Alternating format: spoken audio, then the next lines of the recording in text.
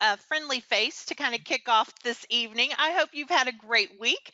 I am saying hello from Southwest Missouri, and here we actually have fall. So this is one of the first days where it's cool, and the leaves seem to be changing, and everything seems to look like it should for October. So welcome tonight. I am so honored to be here and share some of my favorite tips and tricks and strategies with you this evening. So I wanted to kind of set the stage for why we're having this conversation about comprehension. First of all, I'm so excited. I love my friends at ESGI, and I know you do as well. And so thank you for supporting them and joining us. And I got to visit with them on the line before we got started. The second reason why I'm so excited is that I'm a book lover. And throughout the presentation today, I'm going to share some of my very favorite books. I constantly have several books going for myself, but also always on the look for the next best book to share with students. And so we've got lots of those tonight. And here's the third thing I'm really excited about is that teaching reading is the bomb. I mean, it is. It is so much fun. I know we feel overwhelmed and sometimes with instruction. And the things I'm going to share tonight, they're not going to frustrate you. They're not going to stress you out. They're very simple, and they're take and use strategies that you can use immediately to build comprehension. So I thought as we got started today that now that you kind of know why we're talking about it and that I'm really excited to be here and it's something I'm very passionate about, I really would like to hear about you. So I want to know how you're doing this evening. And the reason I'm asking that is I do want to know, but also it's going to model for you a strategy that you might want to use just pretty quickly. And maybe you're already using something like this, but it kicks off kind of the way that the evening's going to go tonight in terms of take and use simple to use strategies. So when I ask you how you are this evening, I don't know if you had a good day. I hope you did. I hope it was amazing. I hope the kids were awesome, but maybe it was stressful. And so I'm going to ask you to take a look at the screen in front of you, and you're going to notice that I have, of course, our favorites, the emojis that are out there, and I've selected several of those. I want you to take a look at those emojis, and I want you to think about how are you right now? How did your day go? Which emojis best, really symbolizes where you're at today? And if you'll notice, I'm going to model that for you on the emoji timeline, or right that you see in front of you on the screenshot at the top where you see those smiling emojis. That's really me. I told you, I'm pumped, I'm excited. I love to talk about reading and love to talk about books, and so I want you to think about which of those best symbolizes where you're at. And when we do this, this really helps us to have a visual, to get our thoughts together, to get our ideas together so that we can talk about them, write about them, and we can actually use this same strategy in the classroom. So I hope you're feeling great and your emojis reflect that. But if they don't, maybe that also gives you just a moment to kind of take it in, reflect, see where you're at as we begin our discussion tonight. So emojis are really powerful, and they can be really, really helpful in reading instruction. I'm finding in the last couple of years that students really have responded so nicely to them. So I want to show you a couple of ways that we can do it. Number one, just like what we did, we show emojis and we talk about, how are we as learners and how are we feeling in terms of getting ready to learn, and how do we feel about the learning we've just taken in and been a part of. One of the ways that we can have students demonstrate that is that I've created a couple of emoji exit slips. Now I'm sharing those with you, so hold on and I'll show you that in just a moment. But this is a really simple generic one, and what it says basically is you've learned you've taught a lesson, you've done an experiment, you've read some text, you've understood some information and content, and then you ask the students which emoji do they recognize and symbolize for them about their learning today. And then it goes on to ask them what is something they've learned today, and then also what's a question that they still have. Now, this whole emoji thing is more than just it's super fun and it's really novel. It really works with the brain because we know that the brain stores things in pictures. And so when we have a picture, again, it helps us to immediately build our background knowledge. It also helps us to start asking questions, creates that vocabulary, gives us something to think about. Now, think about your own class. How many times have you read a story or read informational text and said, does anybody have any questions? What do most kids say? No, we don't have any questions. We got it. Well, they actually do. When you take a look at the emojis first and ask kids to associate with that, then they begin to think about, well, I really didn't really understand that. And so here's something that I do have a question about. Or maybe they did understand it and they can express to you that they've learned it.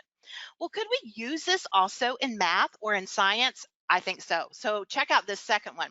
So this came from a suggestion from a math teacher that I was working with recently. And she said, I love what you're doing, but could you do something with math or in science so that first the kids would solve a problem and then they would reflect about how they felt about that.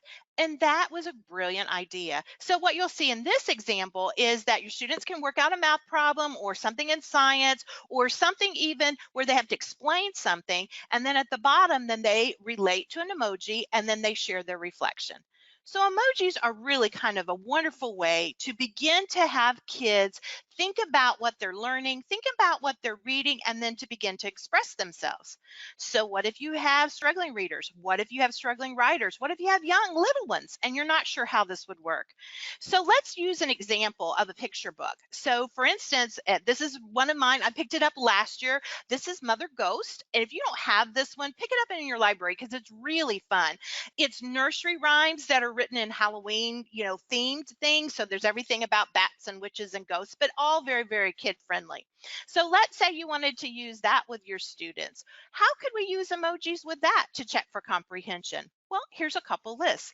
We could use things like having them summarize. We could have them do some demonstrations in terms of the beginning, middle, and end. They can select a couple of the different emojis, and then they can, from the emoji keyboard, and they can either draw it or you can have them where they circle and they could recognize ones that relate to the characters, ones that maybe help to do sequencing for beginning, middle, and end, maybe even to summarize. So emojis, I know it's something we're all using, but it's just a really great way for us to kick off our conversation tonight and think about fun ways. This is about kicking up the fun with comprehension. And so I hope you already have something that you can take and use. And again, I'm going to share with you in just a moment where you can get those exit slips to use with your emojis. Everybody doing well? All right, let's keep going. So the next thing that I wanted to share with you is, and getting my little PowerPoint, there it goes. Awesome. Right there, that's the magic resource. So you're going to see that bit.ly link at the top of that slide. And what I did was I put together just a Google Drive folder, and I put some of my very favorite things in there. So the graphic organizers you're going to see today in our presentation, all of them are there in extras. The exit slips for emojis. And the other thing that I put in there for the emojis are actual a PowerPoint presentation that have screenshots of all the different kinds of emojis of the keyboard so that you might use those in your own lesson. I just wanted you to have things so you could take and you could use it immediately. All right. Everybody got that? And we'll again share this link later on and with the email, the follow-up email, because I want you to have all of those great resources. All right, let's continue on. Just a little bit more housekeeping and then we'll jump in. I always like to give you something to start with, and then we kind of come back and take care of housekeeping. So if you are looking for a place to kind of get some information and some ideas, this is my website, and you'll find me also on all the social media, and you'll see that on my website. I'm on Facebook and Instagram and Twitter and all those things at Dr. Lori Elliott, Ed Consulting or Ed Consulting in most of those social media, but you'll see them linked here to my website. So you can get that from there, but also my email address is there, and I'd love to hear from you. So if you have a question or something comes up, please feel free to email me. I'd love to hear from you. So that's how you can reach me in terms of the blog and the website and the email and social media, all of that in one. The next thing is I do definitely want to kind of guide our discussion tonight, and I want to make sure that we know where we're headed. So I have a couple of goals for ourselves so that we can manage our time really, really well. And so here's our goals that we're going to have for tonight. The first thing that we're going to talk about really briefly is why are we talking about comprehension and what are the different levels of comprehension, just as a nice review. More importantly than that is that every time we talk about those levels of comprehension, I've got strategies I'm going to share with you. So there's strategies for every level. And so you'll leave with a whole tool chest full of different strategies. But the other thing that you're going to notice is that I also have the what and the how, the when and the how. Like, I see this sounds really good, but when do you teach that and how do you do that? We are going to talk about that a little bit. And just as we just did with Mother Ghost, we're going to be weaving in some of my favorite books, as I mentioned from the beginning, throughout the presentation, so that you'll see some tried and true favorites, as well as some brand new things that are out there that you can use in your classroom as well. So let's jump in. Let's build the why for the levels of comprehension, and then let's talk about the comprehension. So in front of you, this is kind of building my why, and this is what I call the literacy lunch tray, right? And so I developed the literacy lunch tray really for me to visually see what do I need to have as a teacher every single day of my instruction so that my students will get everything that they need. Because I know I have a lot of different kinds of learners, and so this was a great reminder and still serves as a great reminder for me in terms of what students need and what I need to incorporate in my planning for every day. So you're going to look at it and go, balanced literacy, exactly. Please note that we've got reading and writing, we've got comprehension and writing. Those are our largest components. Then you're going to notice I've got vocabulary and fluency, phonics and phonemic awareness, speaking and listening, and then of course digital tools, because of where we're at in today's world with so many technology skills that students need. All of these play hand in hand. They're all part of the balanced lunch, if you will, for a student. They need all of them, but they do need different amounts of those things. And so you are going to notice that I have purposely made comprehension a large part of this lunch tray, because whether we are doing that in whole group, small group, independent reading, which we need all of those things, comprehension is the key. Sometimes in education, I think we make things way too complicated. So the bottom line is kids need to understand what they're reading, and for them to be lifelong readers, they need to enjoy the process. So what we're going to be talking about here is that we understand comprehension is really important in all of those different ways we mentioned, but we also recognize it has to have this nice balance with all of these other kinds of literacy structures throughout the day. So once we understand that, then we can think about, okay, how do we create a love for literacy in our students? So comprehension is the key. I want kids to understand what they're reading, but I want them to love it. So when we think about that, of course, one of the best, there's two ways that I've learned over the many years of teaching, heading toward like 30 years now. Two things that are secret to my literacy, instruction. Number one are read alouds, that we need to really engage kids in really wonderful read alouds. Again, I'm looking at some seasonal things right now. And so maybe this is one you've picked up and you're reading with your kids. How Many Seeds in a Pumpkin by Mark Mara. This is just a really fun book, and you can do so many things with math and science along with it. It's just engaging for students. It's fun. Read alouds are part of the comprehension puzzle. We want kids to want to read, and one of the ways that they know that what things are out there is that we share lots of different read alouds. The second piece of that, I just want to make this really clear before we dig into strategies, is that it's really important to give kids choice. Kids need to be given choice in what they read. I understand we can't do that all day long, but there has to be a time of the day where we say to students, you pick, you choose what you want to read. And I think a really good story that kind of really makes a point of that is the Dave Pilkey story. You know, Dave Pilkey, famous writer, illustrator, we all have his books, kids love him. He hated to read as a kid, hated it.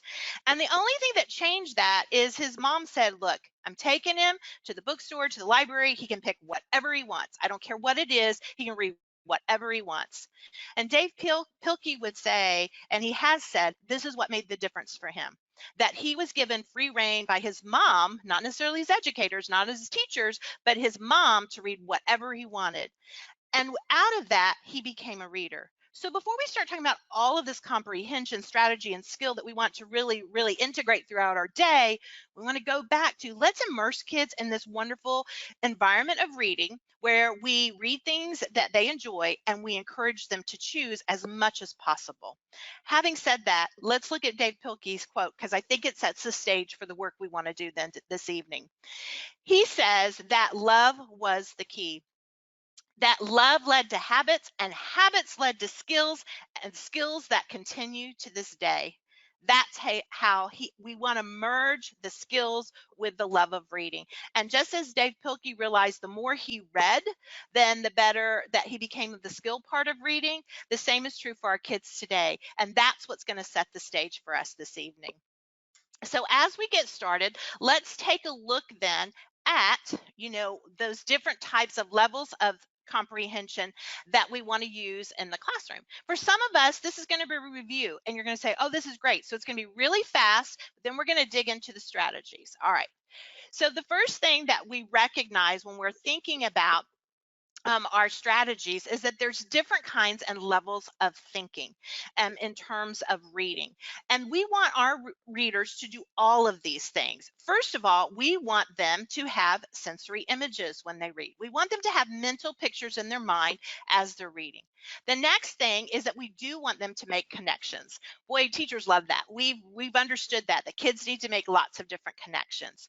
We also want students to ask questions, not just answer our questions, but ask them for themselves.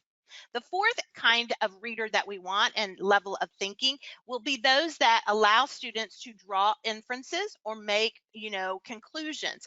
And so we want them to think at that higher level and begin to make inferences.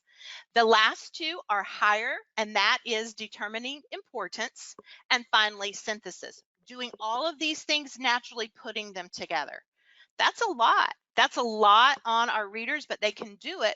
But what we have to do is not only give them modeling and not only give them an immersive, literacy environment and choice, but we also have to do some direct instruction.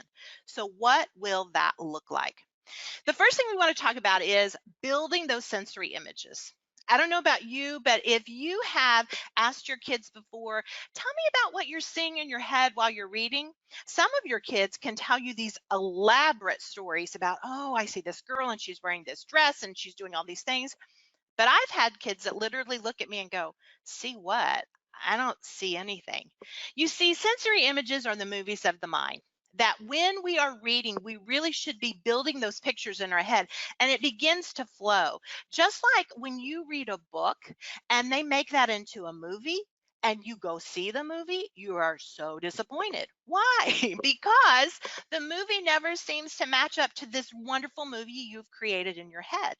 But what if you're one of those kiddos that haven't been read too much as a younger student? They really don't love reading. They haven't had that experience.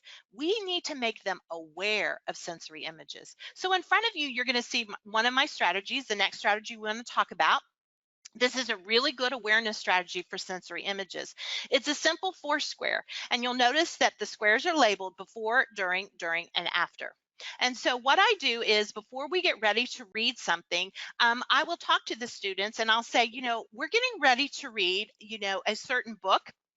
And so what are the images that I'm seeing in my head before I read it? We're not going to write words. We're simply going to sketch. And the before reading, I'm doing this whole group. And so we're talking about it and I'm sketching little icons, little symbolic things about what the book's probably going to be about. Once we've begun to build that background knowledge and we have those visuals to hook onto, then we begin to read the text. And I'm going to stop, depending on the grade level, once or twice during the text, and we're going to stop and we're going to sketch. And we're going to sketch what we're noticing during the reading. And then we'll do that again at the end. So we're going to read through it and we're going to stop it a couple of times and we're going to add to our chart. Now, the reason for doing this, again, is to help our students to have this awareness of sensory images. Some kids will naturally go there, and some kids are going to need to feel that and understand and to visually concretely see that before they'll understand what sensory images is all about. So think about how you can incorporate some sketching and some drawing with your students. So it doesn't always have to be in this Foursquare. It could just be before, during, and after. It could be on sticky notes. And it could also be a couple of other things. It could be acting, having students act things out, putting gestures to things, something that will provide them with a visual as they get ready to read during the time they're reading and after. It creates the movies of the mind.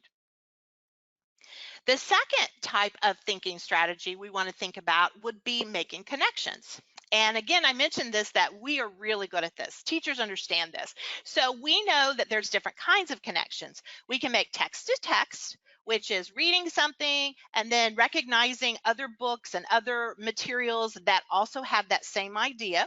We also make connections text to self, so that we are oftentimes comparing what we're reading to what we've experienced ourselves and our background. And that's really, really powerful for students to do that. And then finally, text to world. So we're reading and we're understanding, oh my goodness, this is how the real world works. We're seeing those things evidence outside of our experience. And this is great, but some of you are teaching kids, they don't have a lot of background of experience. They don't have a lot of connections. Makes it tough, because reading is about building on your background of experience. And if that's limited, that's going to really be rough for those kids. So again, what can we do to help them? Let's look at some of those strategies. The first one I want to illustrate is what I call a picture splash. So let's think about you in your classroom and you are getting ready to share an informational text piece. I'm going to associate this with one of my favorite websites, but I want you to get the idea here. If I'm trying to help kids to build connections, I don't even have to have them do anything paper pencil. I'm going to show them a couple of pictures and I'm going to say to them, hey, take a look at these pictures. Let's talk with our neighbors. What do you think we're probably getting ready to read about? Classroom experience tells me when I share things like this, kids are going to say, well, we're going to talk about bees, we're going to talk about they make honey, we're going to talk about getting stung, we're going to talk about beekeepers. We're going to hear all of that vocabulary that the kids are generating. We're going to hear all of those stories, and that's going to set the stage and make those connections so that when we go into the text, it's going to be more powerful for our kids. How painless is this, right? So it's a couple of pictures, but they're actually so much more powerful than I could have just written the vocabulary words. Bees, honey, beekeeper, not the same impact. They need to see the visual. Again, as we mentioned earlier, because of the power of the visual, they need to see those pictures so that they can create that for themselves. And also to begin to ask those questions. Well, I don't really know what he's doing over there, but that looks like something related to bees. Once we have them started with this idea of making connections, then we would go in and we would read the text. This is a wonderful, wonderful resource. So if you've never used Wonderopolis, highly encourage you check it out. I use it all the time. So in this case, I selected from Wonderopolis this wonderful little informational article about bees and the beekeepers. Do they ever get stung? Highly high interest for kids. They will want to read that. But the cool thing about Wonderopolis is that they provide visuals, they provide a video, they also have the text, but the text can be read to the students. It's amazing. So there's a listen to me button for every single article on Wonderopolis that the kids can listen to as that text is being shared. It's a perfect one to do this strategy with because they already provide visuals. You don't even have to look for them. The other thing about Wonderopolis is that you can use the wonder of the day. That's what they do, is every day there's a wonder of the day. Or you can search in Wonderopolis for something that you're already studying. And that's great because then I can find things specifically that I want my students to really focus on. So Wonderopolis, great tool, works really well with our picture splash. And I hope that that helps us to kind of have a really great, very concrete way to make connections. So we started with emojis. Then we started thinking about our comprehension strategy, or thinking levels, and we started with sensory images, and we talked about drawing and sketching and acting to help with that. Now we've moved up just a little bit to making connections. Let me pause for just a second and let you process. That's a couple of strategies. Which of those is sounding good, or which of those books do you really like, or or maybe this website is helpful. Take just a second, kind of jot a note, and then we'll keep moving.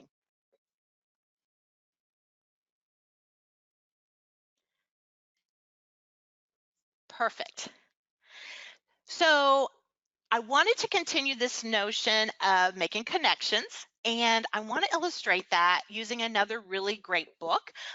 And this is not a brand new book. So you guys are going to have to look for this one, but there's a series of them by David Harrison. They're all informational texts, but they're amazing. And they're written for elementary students, and they're awesome because they're highly engaging, but they are in picture book form, but they tell this really great sets of informational content depending on the topic. Well, obviously this one is about volcanoes, and I'm going to use it to illustrate my tried and true vocabulary building, connection making strategy, and that is called alpha boxes.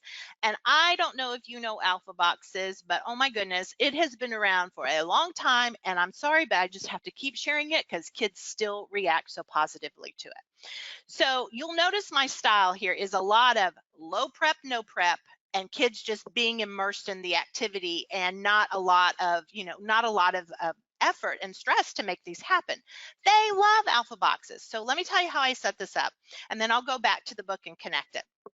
So with alpha boxes, you can put this on your smart board and save it over and over again. You can put it on a poster board, butcher paper, and and make sure that you cover that so that you can use it over and over again. But whatever you want to do, alpha boxes is really helpful. You just make it once and reuse it over and over, and use your vis-a-vis to erase over the top of it if that's what you choose to do, or do it on the smart board. And so you're just going to have the alpha box. You're just going to have the alphabet. You're going to notice that for most letters, we have one box for each one of those. So let's go back to our conversation about this book. So let's imagine we're going to use this in our classroom.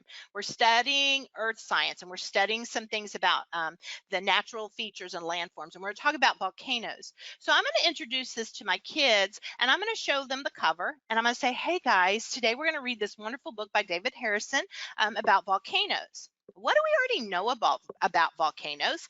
And more importantly, what words do we think Mr. Harrison might include in his book about volcanoes? Then I asked the kids to talk in pairs, and so they talk about all the things that they know about volcanoes, and or maybe they don't know anything about volcanoes. And then I asked them to take a look at my alpha boxes. And I say, share with me the words that you and your partner discussed, and we're going to add them to our chart. So for instance, let's say I ask these two little girls and they say island, and I say, awesome, tell me why. See, the power of the alpha box is not just to fill in those boxes with words. We want to know why, because here we are again trying to build connections, and part of that connection making is I'm building this vocabulary. So I'm asking these, the girls to say, I said, why do you say island? And they say, well, we know volcanoes are in Hawaii, and we know that's an island, so maybe that's going to be in the text. Awesome. I'm going to add it to the chart.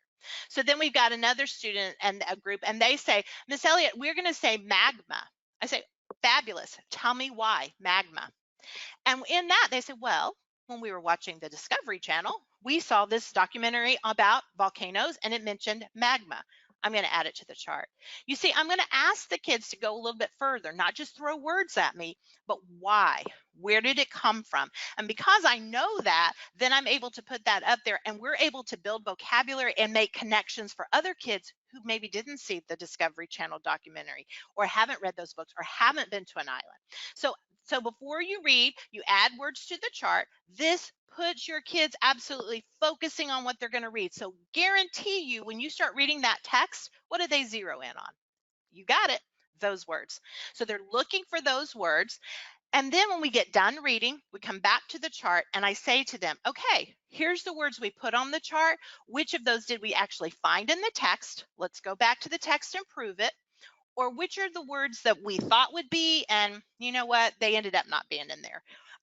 Maybe there's some words we should add that we didn't even think about and we learned as we read.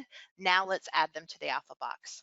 So alpha boxes, again, laminate a chart, put it on the smart board, use it over and over again. And what you're going to find is it helps students to not only learn the vocabulary, build the connections, but build their background for thinking. And they really will zero in on those things as they're reading, and you'll want to add to this chart. Yay on the alpha box? I hope so. It's a great one. So let's look at one more in this category because we do love making connections and I think it really is important. So this is again a book that you would probably have in your library. It's a David Schwartz book. I'm using it just because I love David Schwartz books, and his books a lot of time deal with mathematical things, and as much as I can bring that into the mix, I want to do that. This is an old book called If You Hopped Like a Frog. And I get that it was not published in 2019, but kids still love it because the deal with this book is that it is characteristics of animals as if they were people so that you can really grasp the difference. So, for instance, if you hop like a frog, you could jump to first base in one mighty jump. And so kids are like, oh, I get that. That's a pretty good distance. And they would do that for all these different animals. It's very intriguing. And then in the back of the book, David Schwartz explains all the mathematical principles for all of those, which is amazing. So to do this, a really good way, again, to make those connections is let's use an anticipation guide. Now, an anticipation guide, you might have learned about this in your reading across the content area class that you took in undergrad, and it still works. So if you take a look at this, I've got several statements here related to the book, and I would introduce the book to the students, give them the cover, get them the sense, and read a page or two to give them the sense of how the book is working. And then we look at these statements. And before reading, we read the statement and we vote. Do we think this is true? Do we think this is not true? So you're going to see two columns. The one on the left, we're going to mark if we think this is going to be true.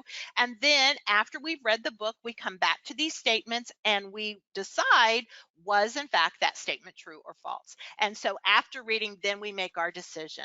And we talk about if we found this to be true, where did we find it in the text? If it was not true, what was the information given in the text that helps us to know that was not true? And so this is a really good way for your students, again, to engage, make connections before they get ready to read the text. And so I love anticipation guides. Little hint on this one, I usually don't do but about 4 or 5 statements. You get past that and like you don't want 10 of them because that gets to be that gets to be tiresome for students. But if you keep it at 5 or less really highly engaging statements, your students will stay with you. And so again, make your predictions before, read the text, and then come back afterwards to talk about, is it true or is it not, and why is it true and why is it not? Okay, so that wraps up our level of connections. And so again, make yourself a note, ask us a question for clarification. I'll give you a second to do that. We'll take just a breather and we'll keep going.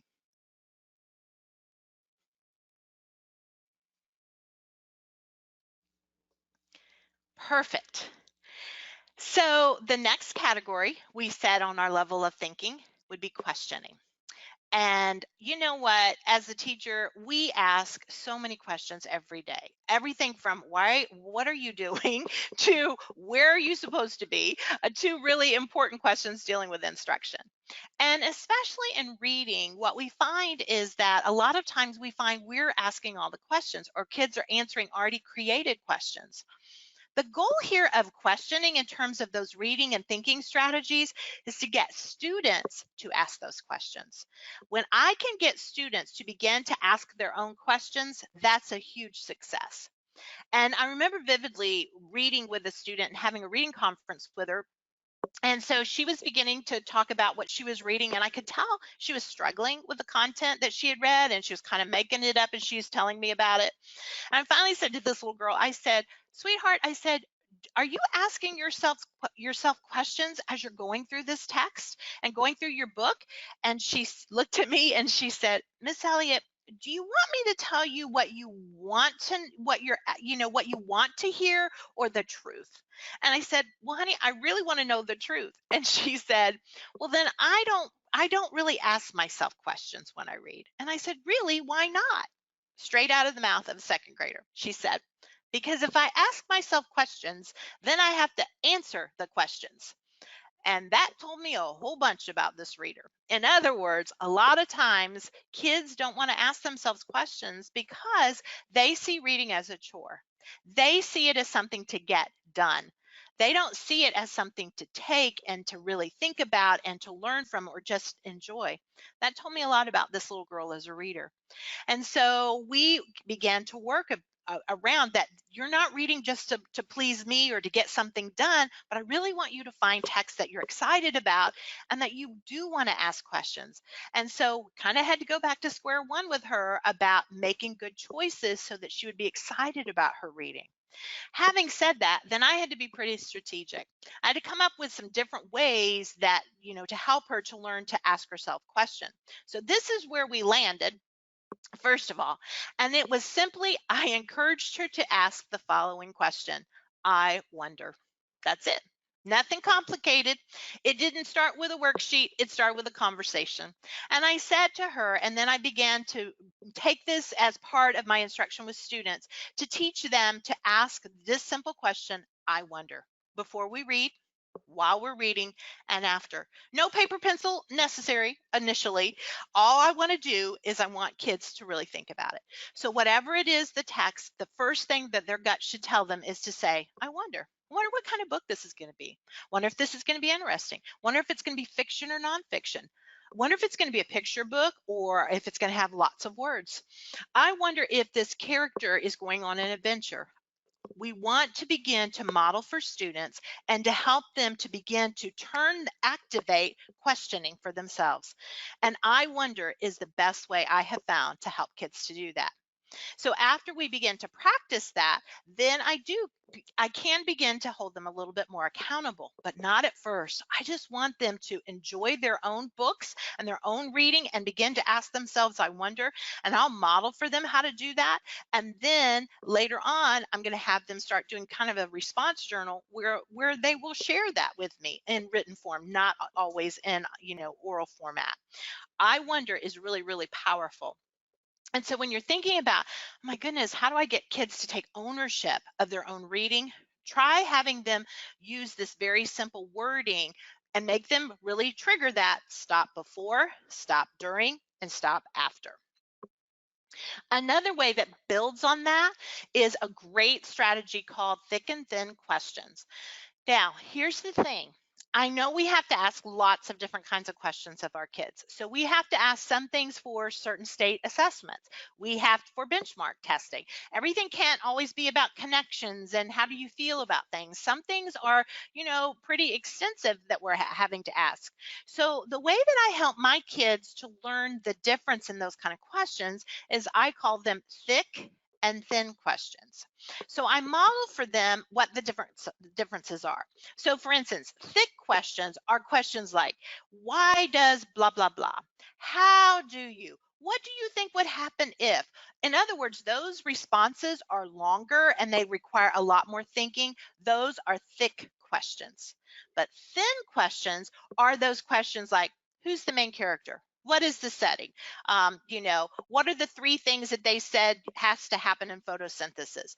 Those are directly out of the text. Kids can find them very easily. They're thin. They're pretty much one response answer, and they're pretty much right or wrong. Thick involve a lot more thinking, and it could be creating things, pulling all different kinds of content together to make and clues together to make your decision. So the way that we work through that is, first of all, I teach them what are thin questions and what are thick questions. We just practice that and we look at examples. And then when we actually do this strategy, they love it. Let me tell you why. They get up. So here's how it works. So prior to actually the first day, we're going to read the text. And then the second day, we're going to do thick and thin questions. I want them to have a little bit of experience with the text ahead of time. So this is a second read strategy. So before they come in the classroom, I'm going to put on sentence strips the thin questions. So who is the main character? It goes on a sentence strip and I slap it on the wall. What is the setting? On a sentence strip, slap it on the wall, different section of the room. But then on some larger chart paper, which is visually big, I'm going to put the thick question. Why did the character choose to go this direction? What would happen if? How did this occur? All of those thicker questions, each one of those are on chart paper. So when the kids walk in the room, there's a visual. They see thin questions and they see thick questions. And this is really helpful. Then I give them sticky notes. So we're going to read the text again. And usually at the second read, they read with a partner. And then they get up and they respond to the thick and thin questions using sticky notes. And they put them right there with those questions. This is so fantastic because it helps them to visually see, oh, I have to say more on these thick questions. I have to explain more. And also it helps my strugglers because maybe the thick questions are a little rough for them, but the thin questions, they're going to get them because they can see them and they can immediately find those in the text. So it differentiates the reading, the comprehension level for the students. And so they're going to move from each of those questions and they're going to respond on sticky notes. And then I bring all the kids together and we go over the answers and we look at the thin questions. We see what the majority of the kids said. We find it in the text and support it. And we do the same thing for the thick questions. And this helps modeling of those thinking strategies, as well as referring to the text to find the answers. And thirdly, to understand the different kinds of questions that you could be asked as a reader. So when you're talking about questioning, we want kids to be empowered to ask their own questions, but we also want to guide them so that they ask bigger questions and they're able to respond and think in bigger ways. And thick and thin questions absolutely does that for our kids. So again, there's really no big prep. Just have to put your questions that you probably were already going to ask anyway. You're just going to post them around the room, give some kids some sticky notes, and you've got this lesson. This lesson is ready to go for your kids. So at this point, you're probably saying, okay, wow, that's a lot. Okay, when are you doing this? So I don't get it, Lori. So are you doing this small group? Are you doing this? How are you doing this? I wanted to take a break in the action here and let's talk about that. So I'm all about you picking and choosing the things that are helpful for you. So we've looked at everything from emojis now to thick and thin questions and lots of things in between. I don't want them to, get lost in the shuffle, but instead I want you to think about this. How are we going to do that? And the way that I choose to teach any of those strategies and the couple more we're going to do tonight is I really do use that gradual release of responsibility. The I do, we do, you do model. So the first day that I introduce, let's say alpha boxes, guarantee you I'm going to do it whole group and I'm going to walk them through the entire process. And we're going to do that a couple of times with different texts so that we know that. So that's that teacher modeling of the gradual release process. And I'm going to do that guided practice. And we're going to use that strategy a couple of times before I'm ready then for them to try it in smaller groups. So the teacher modeling and guided practice is a couple of times. And then the next time we revisit it, it's going to be a little bit more collaborative where they're going to work with partners and small groups on that, or I'm going to bring it into my small group instruction piece. And then you'll notice then we're going to end up with independent. So I'm going to do that same strategy, but maybe with different texts, probably 4, 5, 6 times. First 2 times whole group, then I'll bring it into small group or group work. And then finally, the kids have seen it enough that I can actually expect them to use it independently. So when I was talking about the I wonder strategy, it worked that way. So it started in a conversation, but then that became a mini lesson for the whole group. And I talked about it. We modeled it several times. Then I had them practice it in small group instruction. And then finally, it became an independent practice where in their response journals, then they began to write that down. And so that's really, really been helpful for me. I highly encourage you, take the time to start the strategy whole group. Do that with content that's not really high risk or heavily, heavily complicated for kids. Do something fun with it, do it a couple of times and then begin to bring it into more strategic way into that small group or into smaller group work, and then finally independent. And that way then they have the strategy and they're able to begin to use those strategies on their own. Just like Dave Pilkey said, the more you do, the more you read and enjoy it, the skill becomes purposeful. And that's what we want to do here. We want to use highly engaging text to hook them in that group modeling. And then each time that they use it, it becomes more a part of who they are. Sound good? Okay, so where are we at? We've done the lower level of thinking. As a reader, let's hit for the high notes, right? So let's go for those higher levels. So the next level is determining importance. When I was a kid, We called it main idea and details, right? And so it's determining importance, getting students to understand this is the main thing, and here's the details that support it. So a couple of ways we model that, and I'm going to just kind of give an example. First of all, got to make another book plug. This is the new Brad Meltzer book and his little books about, those little biographies. The I Am Walt Disney book just came out a month or so ago. And so it's a great one. And the whole series is phenomenal to teach biographies for students. So look them up. There's a whole bunch of them in there, Lucille Ball, as well as other famous Americans. So let's say we were focusing on this text with our students, and I wanted to really illustrate what's the main idea here. Now we're talking about a person's life. Boy, there's a lot to cover there. But in a certain section of that book, we're going to be talking about the main idea and the supporting details. So I have a graphic organizer that I'm showing here. But the first time that I do this, I use major big sticky notes. And so I illustrate with them so big visually that this is the main idea. It's this giant sticky pad note, and then we talk about what is the main idea of this section of Walt Disney's life. And so we would talk about that, and then I would explain to them what are details, and I'm going to model for them the first time what are the small details, and I'm going to have my smaller sticky notes ready to go to literally put under that big sticky note, so they visually see, oh, these are little bitty tidbits that really speak to that main idea. Once I have modeled that whole group, it's tough. Okay. I don't care if it's fourth grade or if it's kindergarten or second grade. That's hard stuff to think about what's the main thing and what are the details. So I'm going to model that in several different ways, using those big sticky notes as a visual. And then as we get more comfortable with that, then I'll move to a graphic organizer like you see here, where students in small groups can begin to look at text and make decisions. They can still use sticky notes if you prefer. But there is something about focusing on what is the main idea and then what are the supporting things that go with that. Another really, really wonderful strategy you might think about using for this same kind of thing, I'm going to show you 3 variations of it. It's called See, Think, and Wonder. And so I've put in the packet that in the Google Drive folder, all 3 variations. So if you like it. So the same thing is true. We're going to use a great text.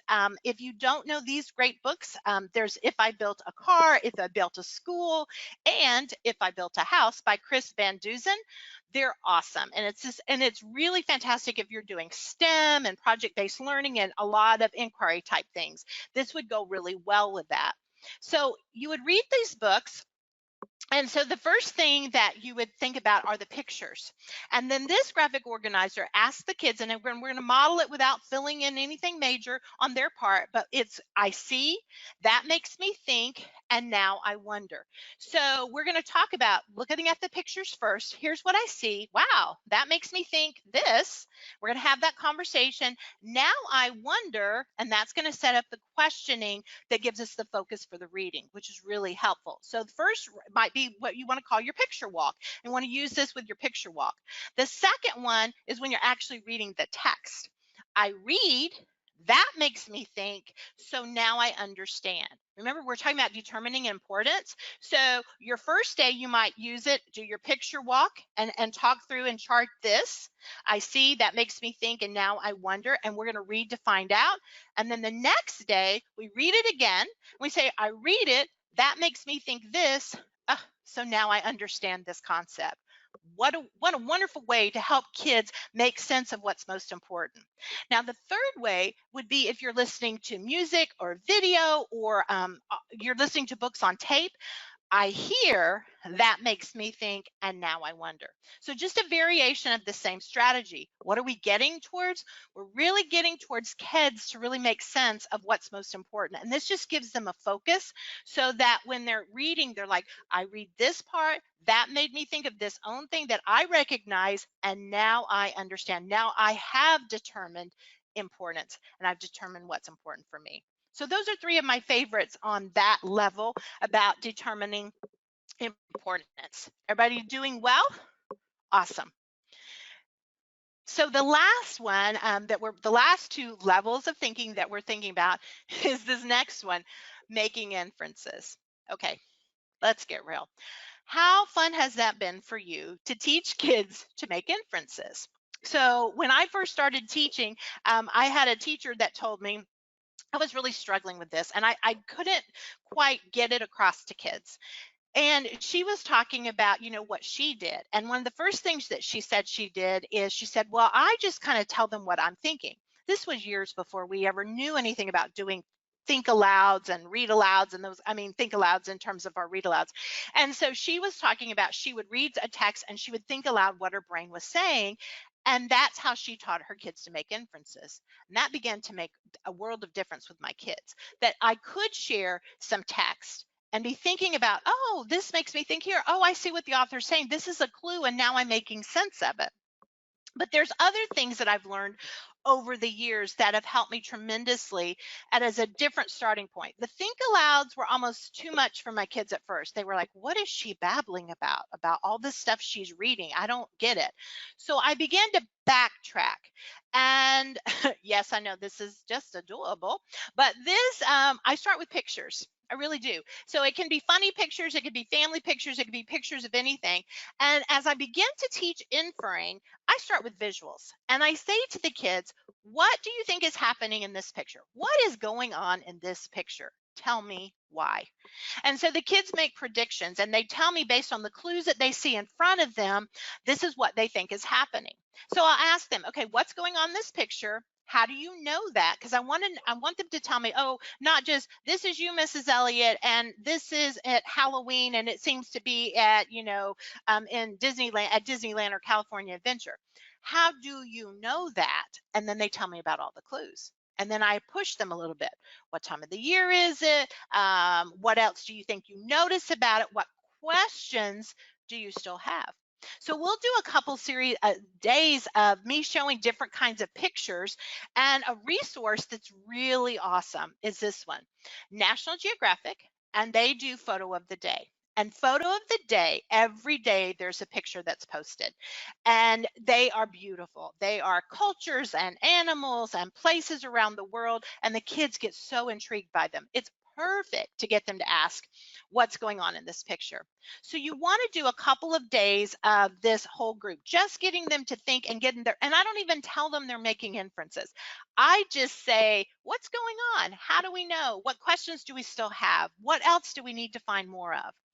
And then after we've done days of this, I'll give each group of students different pictures and let them to start kind of putting together the clues.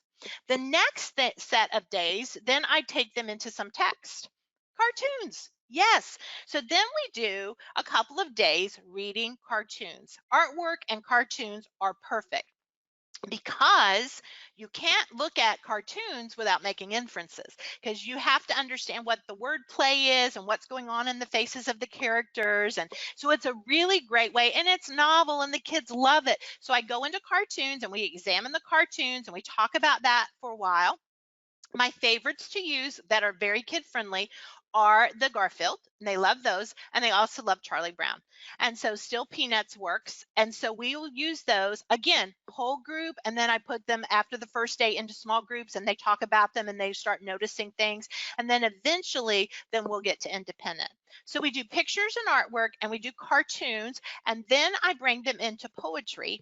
That's the first real text that we read. And we talk about what the poems are trying to say. And I begin to talk to them about all this skill that they've developed. Those are called inferring, that they have been making inferences. They're taking the clues the author's giving them, putting it all together, and so forth. And so that works really, really great.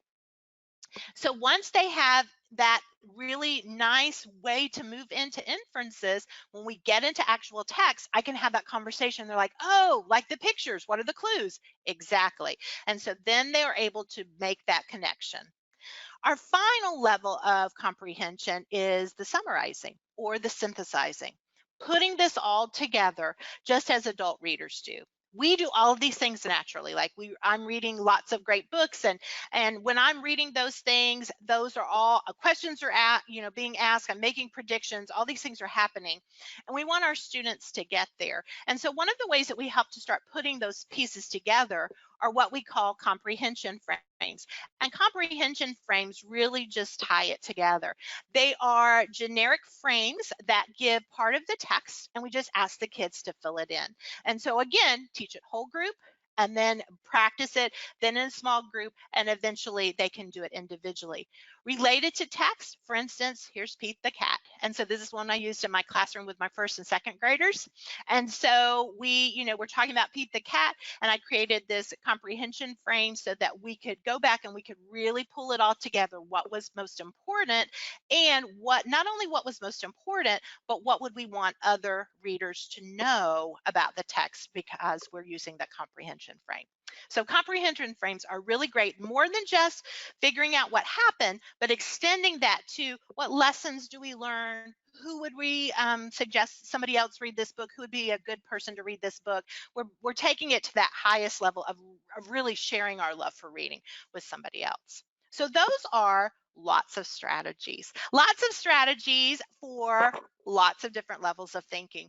And again, we're going to use them where it makes sense. Whole group, small group, independent, things that get kids up, moving, using sticky notes, not necessarily having to write everything down, moving. That's what we want comprehension to be, because we want it to be as exciting as our love of reading and the love of reading we want to develop for them. So I can't thank you enough for your attention this evening. I know it was a fast clip, and this gal right here from Missouri talks a really fast streak, and I really appreciate you holding on for the ride. But I hope, more importantly, that you've got something you can take and use tomorrow, because that's really what this is all about, is that, taking comprehension and not complicating it, but making it really fun and real for your students. That's really the goal. That's what we want to do tonight.